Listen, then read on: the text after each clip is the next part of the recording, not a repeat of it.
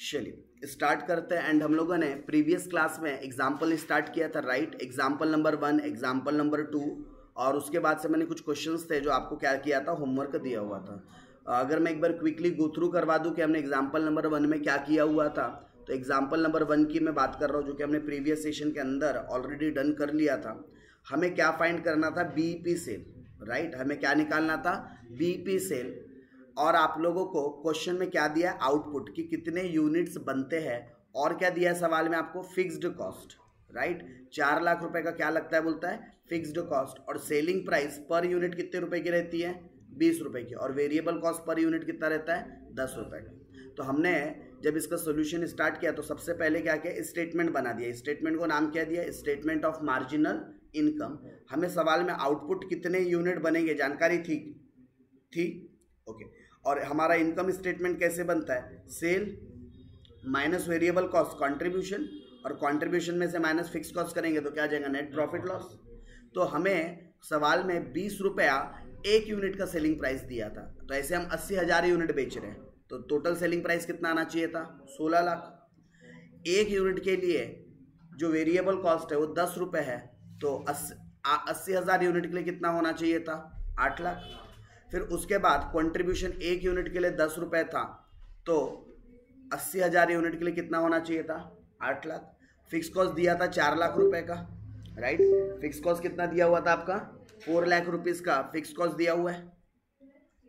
और net profit भी कितना आ जाएगा, कंट्रीब्यूशन में से फिक्स कॉस्ट माइनस करके। तो हमने सबसे पहले ये इनकम स्टेटमेंट बनाया, और इस इनकम स्टेटमेंट से ये पता कर लिया कि हमारा कंट्रीब्यूशन कितना है, हमारा प्रॉफिट कितना है, वेरिएबल कॉस्ट कितना है, ये सारी चीज़ें। अब हमें एक्चुअल में निकालना था बीईपी सेल। क्या निकालना था, बीईपी सेल। और बीईपी सेल का फॉर्मूला होता है, अगर रुपीज़ में निकालना है तो fix cost divided by PVR, right. तो फिक्स कॉस्ट तो पता थी 4 लाख, बट पीवीआर पता नहीं था, करेक्ट। तो इसलिए हमने पहले क्या निकाल लिया, पीवीआर निकाल लिया, प्रॉफिट वॉल्यूम रेशियो पता किया। और पीवीआर कैसे निकलता है, तो इसका भी फॉर्मूला है, contribution divided by sale into 100। तो क्या हमारे पास कंट्रीब्यूशन था, हाँ जी था, 10 रुपये पर यूनिट था। सेल भी था क्या, हाँ जी 20 रुपये पर यूनिट इनटू 100। तो कितना आ गया पीवीआर आपका, 50% का पीवीआर आ गया, डन। उसी तरीके से अब कुछ लोगों को ये डाउट हो सकता है कि सर ये टोटालिटी वाली अमाउंट लेनी चाहिए थी या पर यूनिट वाली, कुछ भी लो, दोनों से आंसर सेम आता है। इसलिए मैंने जो पीवीआर आपको निकाल कर यहाँ दिया था, दोनों अमाउंट से दिया था। अगर आप टोटालिटी से निकालते तो टोटालिटी में आपके पास कंट्रीब्यूशन 8 लाख रुपए का था, जबकि सेल 16 लाख का था, इंटू 100 करते तो 50% क्या आ जाता आपका, पीवीआर आ जाता, डन ओके। उसके बाद अब ब्रेक इवन पॉइंट कैसे निकलेगा, तो fix cost divided by PVR, मतलब 4 लाख डिवाइडेड बाय 50%, तो आपको आंसर मिल गया होगा 8 लाख का। और उसके अलावा आप लोगों को बीईपी इन यूनिट्स निकालना होता, यूनिट्स में तो फॉर्मूला क्या था, fix cost divided by contribution per unit. तो फिक्स कॉस्ट तो 4 लाख थी, और कंट्रीब्यूशन पर यूनिट भी हमने स्टेटमेंट में ऑलरेडी निकाल रखा था, सेल माइनस वेरिएबल कॉस्ट कितना, 10 रुपये। कंट्रीब्यूशन था आपका पर यूनिट का, कितना आ जाना चाहिए, ये 40,000 यूनिट्स आपका क्या आ जाना चाहिए था, BEP sale, right, sorry BEP sale in units. और मैंने margin of safety extra point बता दिया था, हालांकि सवाल की नीड नहीं थी, बट स्टिल आपके साथ मार्जिन ऑफ सेफ्टी का भी कॉन्सेप्ट हमने डिस्कस कर रखा था। तो मार्जिन ऑफ सेफ्टी निकालने का फॉर्मूला होता है actual sale minus BEP sale. तो 1,60,000 में से, सॉरी 16 लाख में से 8 लाख गए, तो मार्जिन ऑफ सेफ्टी आ गया था 8 लाख का। इसी का मैंने एक ऑल्टरनेटिव फार्मूला भी डिस्कस किया था, प्रॉफिट डिवाइडेड बाय पीवीआर। तो प्रॉफिट हमारे पास 4 लाख का था और 50% का पीवीआर था, तो 4 लाख डिवाइडेड बाय 50% किए तो 8 लाख का मार्जिन ऑफ सेफ्टी पता चल गया था। इसी तरीके से फिर हम लोग एग्जाम्पल नंबर 2 की तरफ चले थे, और एग्जाम्पल नंबर 2 में भी ऑलमोस्ट इंफॉर्मेशन दी थी, जैसे कि टोटल सेल दिया था आपको 2,40,000 का, राइट। तो हमने सबसे पहले इनकम स्टेटमेंट बनाया, सेल 2,40,000। फिर उसके बाद फिक्स कॉस्ट दिए, मतलब वेरिएबल कॉस्ट और कंट्रीब्यूशन नहीं था, लेकिन फिक्स कॉस्ट था 70,000 का। और उसके अलावा प्रॉफिट अर्न दिया था 50,000 का। तो बस ये 3 इन्फॉर्मेशन दी थी। तो हमने थोड़ा अपना दिमाग लगाया कि भाई वेरिएबल कॉस्ट तो दिया नहीं है, मतलब सीधे तरीके से तो आंसर्स नहीं निकल रहा है, तो थोड़ा उल्टा सोचने की कोशिश की है कि भाई मेरे को अगर नेट प्रॉफिट और फिक्स कॉस्ट दिया है, तो नेट प्रॉफिट में अगर मैं फिक्स कॉस्ट को जोड़ दूँ तो क्या मिल जाएगा, कंट्रीब्यूशन मिल जाएगा। क्योंकि हम जब कंट्रीब्यूशन में से फिक्स कॉस्ट माइनस करते हैं तो नेट प्रॉफिट निकलता है। तो जब उल्टा रिवर्स जाऊंगा तो नेट प्रॉफिट में वापस फिक्स कॉस्ट को जोड़ देंगे तो कहाँ पहुंच जाएंगे, कंट्रीब्यूशन पर। और सेल और कंट्रीब्यूशन के बीच का डिफरेंस क्या होता है, वेरिएबल कॉस्ट होता है। तो यहाँ से हमने स्टेटमेंट बनाया एंड स्टेटमेंट के बाद अगेन वही सारी चीजें like a PVR, contribution divided by sale into 100 करके, like a BEP, like a margin of safety. Sir यहाँ बीईपी इन रुपीज़ निकाला, यूनिट्स में क्यों नहीं निकाला, क्योंकि यूनिट्स की जानकारी ही नहीं है। जब भी आपको यूनिट्स में अगर अमाउंट्स ना दी हो तो कंट्रीब्यूशन यूनिट्स में नहीं, आपका बीईपी यूनिट्स में नहीं निकल सकता। उसके लिए आपको कंट्रीब्यूशन पर यूनिट पता होना ज़रूरी है। या तो डायरेक्टली देना चाहिए या तो फिर आपको एटलीस्ट हिंट देना चाहिए कि भाई आप पर यूनिट में कंट्रीब्यूशन निकाल सको, बट इस सवाल में ऐसा कुछ भी नहीं था। तो ये दो सवाल थे जो मैंने प्रीवियस क्लास में आपके साथ क्या किया था, डिस्कस किया हुआ था। नाउ आ जाते हैं हम लोग आज की क्लास पर, और आज की क्लास में हम लोग बात करेंगे एग्जाम्पल नंबर 3 से, जो कि आप लोगों के पास क्या था, होमवर्क था। ओके, सो हम लोग एग्जाम्पल नंबर 3 की बात करेंगे। आ जाइए सारे लोग एग्जाम्पल नंबर 3 पर।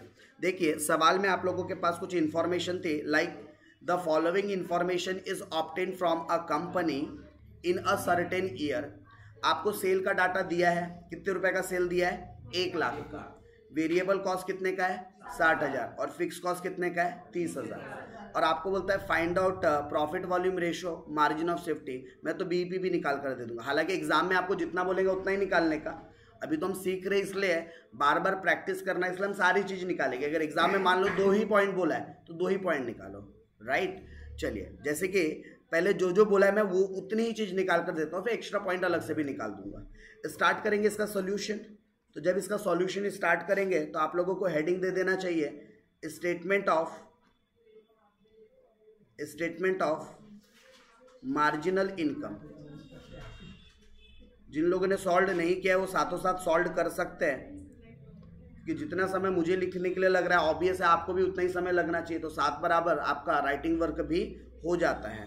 और हाँ, जिनका पहले से सॉल्व करके बैठे हुए हैं वो चेक करते चले। फिर तो पर्टिकुलर अमाउंट एक जो पहला जो अमाउंट का कॉलम होता है जनरली किसके लिए होता है, पर यूनिट के लिए, और दूसरा होता है आपका अमाउंट का कॉलम किसके लिए, टोटल के लिए।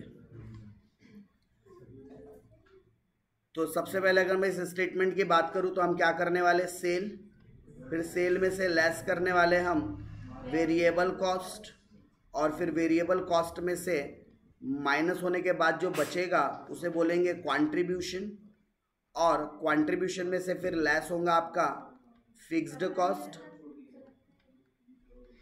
और फिर फिक्स्ड कॉस्ट माइनस करने के बाद जो आएगा उसे हम नेट प्रॉफिट या फिर नेट लॉस बोल सकते हैं, करेक्ट, प्रॉफिट लॉस उसको बोल सकते हैं। चलिए, तो फिर हमारे पास सेल सवाल में दे रखा है क्या, हाँ जी सर दे रखा है, और टोटलिटी में हमें सेल जो दे रखा है वो 1 लाख रुपीज़ का सेल था, करेक्ट। तो मैं टोटल के कॉलम में सेल ले लेता हूँ, कितना, 1 लाख। फिर वेरिएबल कॉस्ट कितना, 60,000, तो कंट्रीब्यूशन कितने का आ जाएगा, 40,000 का, और फिक्स कॉस्ट कितना था, 30,000, तो नेट प्रॉफिट कितने का आ जाएगा, 10,000 का। तो ये क्या निकल गया आपका, ये निकल गया आपका स्टेटमेंट ऑफ मार्जिनल इनकम। मतलब कि आपने sale minus variable cost, contribution minus fix cost, net profit loss निकाल दिया। सवाल में 2 चीज़ें आपको बोला था निकालने के लिए। पहली चीज़ थी किस चीज़ का कैलकुलेशन करना है, calculation of profit volume ratio, calculation of profit volume ratio मतलब कि पीवीआर। तो पीवीआर के लिए फॉर्मूला क्या था आपका, PV ratio is equal to contribution divided by net sale into 100, contribution divided by net sale into 100। Contribution है 40,000 का, नेट सेल है 1 लाख रुपए का, और इनटू 100, तो आपका आंसर कितना आना चाहिए, 40%। अब देखो दूसरा हमारे पास, हमको वैसे तो सवाल में मार्जिन ऑफ सेफ्टी निकालने बोला था, तो अगर मैं अगली चीज कैलकुलेट करूं, calculation of margin of safety, तो देखो मार्जिन ऑफ सेफ्टी निकालने के 2 फॉर्मूले होते हैं। एक तो actual sale minus BEP sale.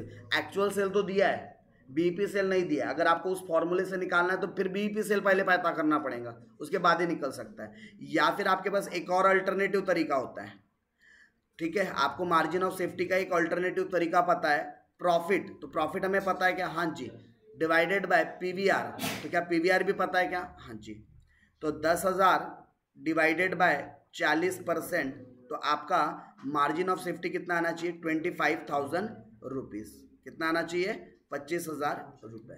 तो सवाल में इतनी ही चीज़ बोला था, यहाँ पर आपका सवाल जितना बोला है उस लिहाज से देखा जाए तो ख़त्म हो चुका है, बट मैं आपको एक्स्ट्रा पॉइंट बता रहा हूँ, राइट, मैं कुछ आपको एक्स्ट्रा पॉइंट्स बता रहा हूँ, लाइक बीईपी भी निकाल देते हैं हम लोग, राइट, ये एक्स्ट्रा पॉइंट है, आपके सेल्फ प्रिपरेशंस के लिए हम ये वाला पॉइंट कवर कर रहे हैं। बीईपी सेल निकालना है हमें, और बीईपी सेल कैसे निकालेंगे, इन रुपीज़ में, राइट, बीईपी सेल कैसे निकलेगा हमारा, इन रुपीज़। तो बीईपी सेल निकालने का फॉर्मूला क्या होता है, fixed cost divided by PVR. तो हमारे पास फिक्स कॉस्ट कितने रुपए का था, 30,000 का, डिवाइडेड बाय पीवीआर कितने का है, 40% का, तो 75,000 रुपीज़ का बीईपी सेल आ जाता है क्या, 75,000 रुपये का।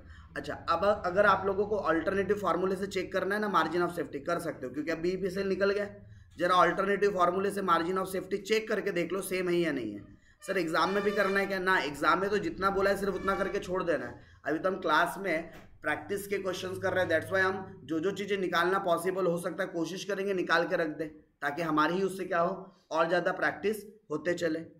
तो actual sale minus BEP sale, यही फॉर्मूला होता है क्या, actual sale minus BEP sale. Actual sale कितना था, ₹1,00,000, और बीईपी सेल कितना है, 75,000, तो मार्जिन ऑफ सेफ्टी कितने रुपए का आ जाएगा, और हमने इस फॉर्मूले से भी वही सेम आंसर निकाला था क्या, दैट्स इट, राइट। कौन सा क्वेश्चन हो गया आप लोगों का, एग्जाम्पल नंबर 3। चलिए बढ़ते आगे और नेक्स्ट एग्जाम्पल की तरफ चलते हैं। अगला एग्जाम्पल है एग्जाम्पल नंबर 4, राइट। तो ध्यान दीजिएगा एग्जाम्पल नंबर 4 पे करना क्या है, राइट। तो फ्रॉम द फॉलोइंग डेटा क्या कैलकुलेट करना है, break even point expressed in terms of units and also new BEP if selling price is reduce by 10%। सुनिए सवाल क्या चाहता है, वो चाहता है कि आप ब्रेक इवन पॉइंट निकालो expressed in terms of units, यानी कि यूनिट्स में निकालना है। बीईपी कैसे निकालना है, इन यूनिट्स में निकालना है।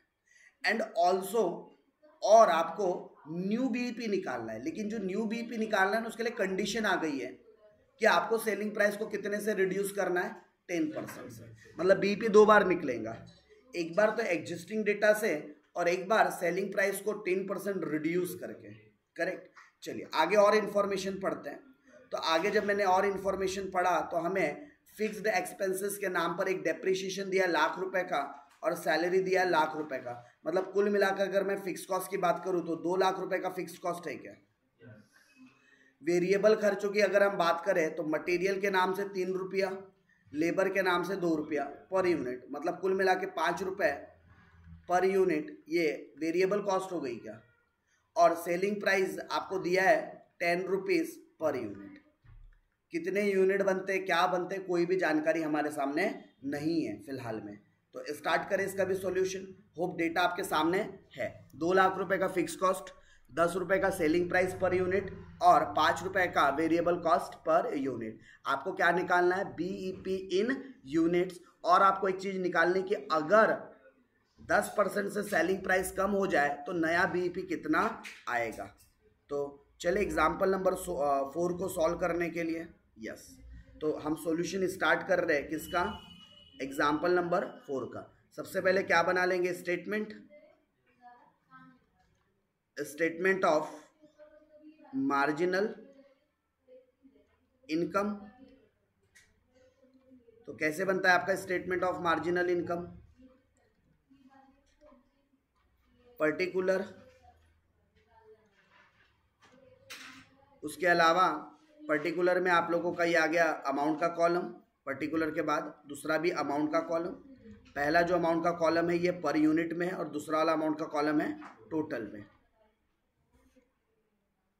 चलिए सबसे पहले क्या करेंगे, सेल में से क्या माइनस हो जाएगा आपका, वेरिएबल कॉस्ट। तो सेल माइनस वेरिएबल कॉस्ट करेंगे तो क्या जाना चाहिए आपका, कंट्रीब्यूशन। और कंट्रीब्यूशन में से क्या माइनस करेंगे, फिक्स्ड कॉस्ट। तो क्या आ जाना चाहिए आपके पास, net profit oblique loss, net profit oblique loss. चलिए, तो अगर मैं बात करूं, सेलिंग प्राइस आपको 10 रुपए पर यूनिट दिया था क्या, उसके अलावा वेरिएबल कॉस्ट 5 रुपए पर यूनिट दिया था, तो कंट्रीब्यूशन पर यूनिट कितने रुपए का आना चाहिए, 5 रुपए का। और जो फिक्स कॉस्ट थी वो टोटालिटी में 2 लाख रुपए दे रखी है क्या, बस इतनी इंफॉर्मेशन है, इसके अलावा कोई और जानकारी है क्या, नहीं है। तो ठीक है, कोई बात नहीं, हम इसी जानकारी के बेसिस पर सॉल्व कर लेंगे। पहली चीज जो आपको कैलकुलेट करना था, कैलकुलेशन ऑफ बीईपी निकालना था क्या आपको, कैलकुलेशन ऑफ बीईपी, वो भी काय में, इन यूनिट्स में, काय में निकालना है बीईपी इन यूनिट्स में। तो बीईपी इन यूनिट्स का फॉर्मूला हमें पता होना चाहिए, और इसका फॉर्मूला क्या होता है, fixed cost divided by contribution per unit, fix cost divided by contribution per unit. क्या हमें फिक्स कॉस्ट पता है, हाँ जी, कितना, 2 लाख, और कंट्रीब्यूशन पर यूनिट भी पता है क्या, यस, कितना, 5 रुपीस, करेक्ट। तो 2 लाख रुपए डिवाइडेड बाय 5 रुपए करेंगे तो कितने यूनिट्स आ जाते हैं, 40,000 यूनिट्स, राइट। कितने यूनिट्स आते हैं, 40,000 यूनिट्स। तो आपके बीईपी यूनिट्स कितने हैं, 40,000। चलिए, सेकेंड थिंग, आप लोगों को एक और न्यू बीईपी निकालने बोला था, दूसरी चीज क्या बोला था, न्यू बीईपी। लेकिन न्यू बीईपी के लिए आपके लिए कंडीशन रखा था, न्यू बीईपी इन यूनिट्स निकालना है आपको, लेकिन कंडीशन क्या है, इफ सेलिंग प्राइस को क्या करना है, रिड्यूस करना है बाई 10% से। जरा ध्यान से समझना इस पॉइंट को, सामना क्वेश्चन वाला चाहता क्या है, वो चाहता है कि आप क्या निकाल कर दें, नया बीईपी निकाल कर दें। लेकिन जब आप नया बीईपी निकालोगे तो इस बात का ध्यान रखना कि जो सेलिंग प्राइस है वो 10% से क्या होना चाहिए, रिड्यूस होना चाहिए, ये आपको ध्यान रखना है, करेक्ट। तो सबसे पहले हमारा जो एग्जिस्टिंग जो सेलिंग प्राइस है वो कितना था, तो एग्जिस्टिंग सेलिंग प्राइस 10 रुपीज था। इसमें से अगर मैं माइनस कर दूं 10%, क्योंकि 10% से रिड्यूस करना है, तो हम 10% से क्या करना चाहते हैं, इस सेलिंग प्राइस को कम करना चाहते हैं। तो बताइए 10 रुपए का 10% कितना होता है, 1 रुपया। तो 1 रुपये से हमें सेलिंग प्राइस को कम करना है क्या, मतलब जो मेरा नया सेलिंग प्राइस निकलेगा वो कितना निकलेगा, मेरा new selling price per unit कितना निकलेगा, 9 रुपीज़। जबकि वेरिएबल कॉस्ट में किसी भी प्रकार का कोई चेंजेस बोला है क्या, नहीं बोला है। तो वेरिएबल कॉस्ट जितनी पहले थी अभी भी उतनी ही रहेंगी, मतलब 5 रुपये। तो अब मेरा नया कंट्रीब्यूशन कितना आ जाएगा, मेरा नया कंट्रीब्यूशन 4 रुपीज़ पर यूनिट आ जाएगा क्या। और क्योंकि मुझे नया कंट्रीब्यूशन मिल चुका है, तो अब मैं क्या न्यू बीईपी के लिए फॉर्मूला अप्लाई कर सकता हूँ। सर क्या फॉर्मूला लगाएंगे, फॉर्मूला तो वही रहेगा ना जो नॉर्मल होता है बीईपी यूनिट्स का। क्या होता है formula, fixed cost divided by contribution per unit. लेकिन फिक्स कॉस्ट में तो कोई चेंजेस नहीं हुआ था, फिक्स कॉस्ट पहले भी 2 लाख थी, अभी भी 2 लाख है, लेकिन कंट्रीब्यूशन में बदलाव आ गया। पहले कंट्रीब्यूशन 5 रुपये पर यूनिट हुआ करता था, नाउ अब इस सेल में रिडक्शन के बाद हमारा जो कंट्रीब्यूशन है वो 4 रुपये पर यूनिट हो गया है। तो फिर मुझे डिवाइड भी कितने से करना चाहिए, 4 रुपये पर यूनिट से। तो आपका आंसर आ जाएगा 50,000 यूनिट्स। यानी आपका जो नया बीईपी है वो कितने यूनिट्स आ जाएंगे, 50,000 यूनिट्स आ जाएंगे। कितने, 50,000 यूनिट्स आपके नए बीईपी आ जाएंगे, करेक्ट। तो ये चर्चा हो गई किस चीज़ से रिलेटेड, आपके न्यू बीईपी अगर निकालना हो तो जो भी आपको चेंजेस करने के लिए बोला गया है पहले वो चेंजेस निकाल लो, एंड देन फिर आप क्या कर लो, सॉल्व कर लो, जैसे नॉर्मल सॉल्व करते हैं, करेक्ट। चलिए, इसी क्वेश्चन में अब मैं कुछ एक्स्ट्रा पॉइंट्स भी आपको निकालना बताते हुए चलता हूँ, राइट। ये तो हो गया सवाल में जितनी चीज़ बोला था उतनी चीज़ निकाल दी है। बट अगर मान लो इसी सवाल में अगर आपको पीवीआर निकालना होता तो क्या निकल सकता था, बिल्कुल निकल सकता था। अगर इसी एग्जाम्पल में देखो मैं कुछ एक्स्ट्रा पॉइंट्स बता रहा हूँ जो निकालने बोला नहीं है। तो अगर मैं कुछ एक्स्ट्रा पॉइंट का डिस्कशन करूँ तो अगर पीवीआर निकालना होता तो पीवीआर के लिए फॉर्मूला क्या था हमारा, profit volume ratio PV ratio का फॉर्मूला क्या होता है? Contribution divided by sale into 100। क्या हमारे पास कंट्रीब्यूशन दे रखा है 5 रुपए एग्जिस्टिंग वाला लेने का, हम एग्जिस्टिंग के लिए निकाल रहे हैं। और जो कंडीशनल बात कभी भी आएगी ना, तो कंडीशन सिर्फ उस कंडीशन वाले पॉइंट तक अप्लाई होती है, बाकी पूरे रेस्ट क्वेश्चन में नॉर्मल डेटा का इस्तेमाल करना होता है। तो कंट्रीब्यूशन 5 रुपए का था सर, कहाँ हमने स्टेटमेंट में निकाला था 10 रुपए का सेलिंग प्राइस, 5 रुपए का वेरिएबल कॉस्ट माइनस करके कंट्रीब्यूशन 5 रुपए का डिवाइडेड बाय सेल इनटू 100। तो हमारा पीवीआर कितना प्रतिशत आ जाएगा? 50।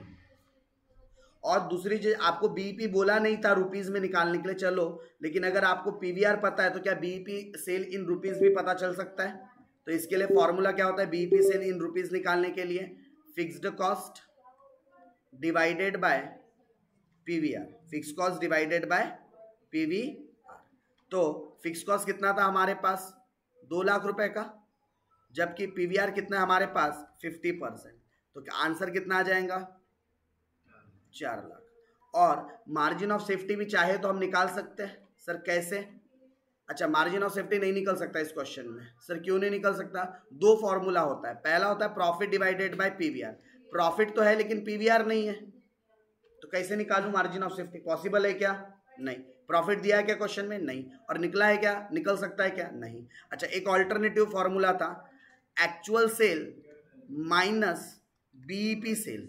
बीईपी सेल तो आ चुका था, लेकिन सवाल में टोटल एक्चुअल सेल कितना हुआ नहीं पता, हमें सिर्फ पर यूनिट का पता था, टोटल सेल हमें नहीं पता। क्यों? क्योंकि यूनिट की जानकारी नहीं थी, प्रॉफिट की जानकारी नहीं है हमारे पास, राइट। तो इसीलिए मार्जिन ऑफ सेफ्टी इस पर्टिकुलर क्वेश्चन के अंदर निकल नहीं सकता।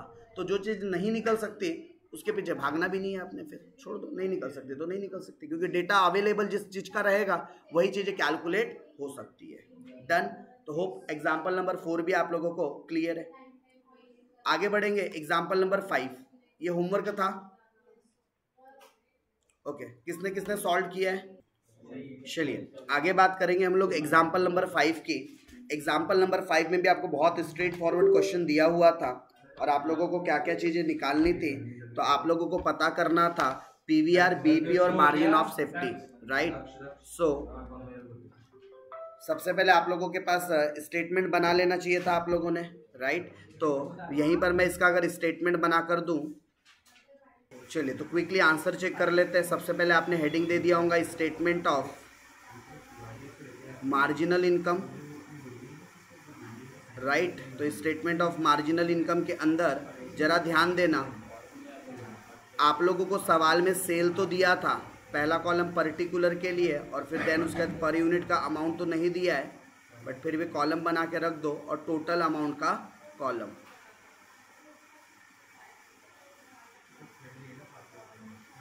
ओके, तो सेल तो हमारे पास है 1 लाख रुपए का। अब देखिए टोटल कॉस्ट दी आपको। टोटल कॉस्ट का मतलब क्या होता है? Variable cost plus fixed cost. यानी कि अगर टोटल कॉस्ट 80,000 है और 20,000 की फिक्स कॉस्ट है, इसका मतलब वेरिएबल कितना होना चाहिए था? 60,000। वेरिएबल कॉस्ट कितनी होनी चाहिए थी? 60,000। और अगर मान लो आप इस तरीके से नहीं भी निकाल पाते तो कोई दिक्कत नहीं थी, एक और तरीका था। अगर मान लो अभी भी अगर आपको वेरिएबल कॉस्ट नहीं पता तो कोई दिक्कत नहीं है, सेल माइनस वेरिएबल कॉस्ट करेंगे तो क्या आ जाएगा? Contribution, correct. और कंट्रीब्यूशन में से क्या माइनस करेंगे? Fixed cost.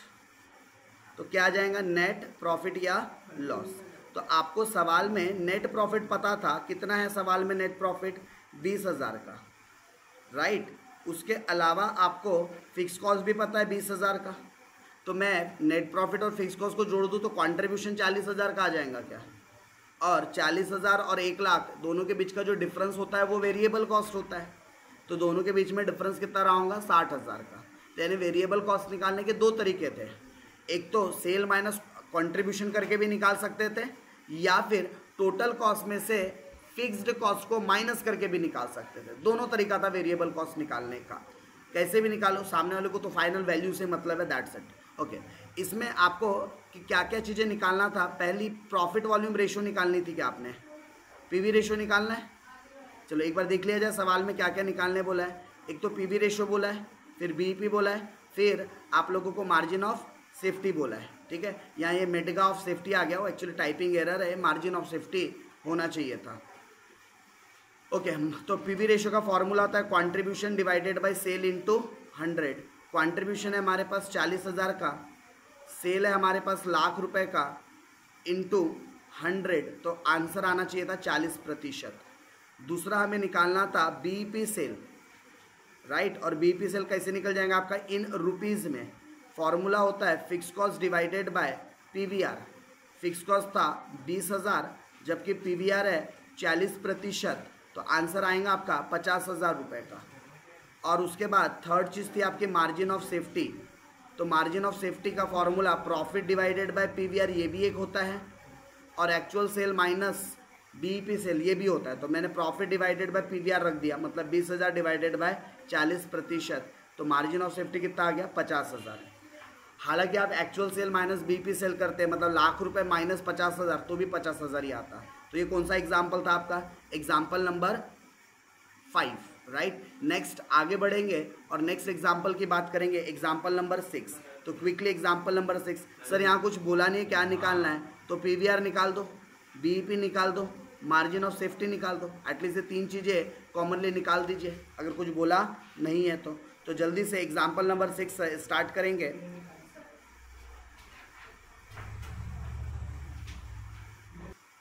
चलिए तो हमारे सामने एग्जाम्पल नंबर 6 है, स्टार्ट करेंगे इसका भी सॉल्यूशन।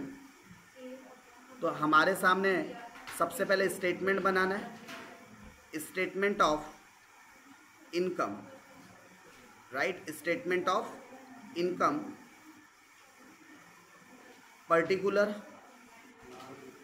अगेन आपको पर यूनिट का अमाउंट का कॉलम नहीं दिया है, टोटालिटी में आपको अमाउंट का कॉलम दे रखा है। ओके तो सेल का फिगर कितना है हमारे सामने, तो सेल है हमारे पास 1,20,000, फिर उसमें से माइनस करेंगे वेरिएबल कॉस्ट 96,000, तो कंट्रीब्यूशन कितना आ जाएगा 24,000। और देखो कंट्रीब्यूशन को ही ग्रॉस प्रॉफिट भी कहा जाता है, जो कि आपको सवाल में ऑलरेडी निकाल कर दिया है। और फिर इसमें से क्या माइनस कर देंगे, फिक्स्ड कॉस्ट, जो कि कितनी दी गई है फिक्स कॉस्ट 16,000 रुपये की। तो 8,000 रुपये क्या आ जाएगा आपका नेट प्रॉफिट या loss, net profit oblique loss. तो प्रॉफिट आया हमारे एग्जाम्पल में। पहली चीज़ आपको पीवीआर निकालना था, तो पीवीआर का फॉर्मूला होता है contribution divided by sale into 100। Contribution था 24,000, सेल है 1,20,000 इनटू 100, तो पीवीआर आ जाएगा 20%।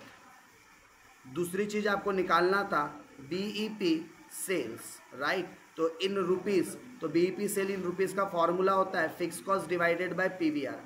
तो फिक्स कॉस्ट था आपके पास 16,000 का, और आपके पास पीवीआर है 16,000, और पीवीआर है आपके पास तो आंसर आना चाहिए आई थिंक सो 80,000 रुपये आपका, राइट, 16,000 डिवाइडेड बाय 20%। और तीसरा आपको निकालना था मार्जिन ऑफ सेफ्टी, राइट, तो इसके लिए भी फॉर्मूला था प्रॉफिट डिवाइडेड बाय पीवीआर। तो प्रॉफिट था 8,000 रुपये और पीवीआर है 20%, तो आंसर आना चाहिए था आपका 40,000। और आप चाहो तो actual sale minus BEP sale से भी निकाल सकते थे, 1,20,000 माइनस 80,000 करते तो भी 40,000 आ जाता। तो ये कौन सा एग्जाम्पल हो गया आप लोगों का, एग्जाम्पल नंबर 6 का सॉल्यूशन। तो होप एग्जाम्पल नंबर 6 का सॉल्यूशन भी आप टैली करते हुए चल रहे हो।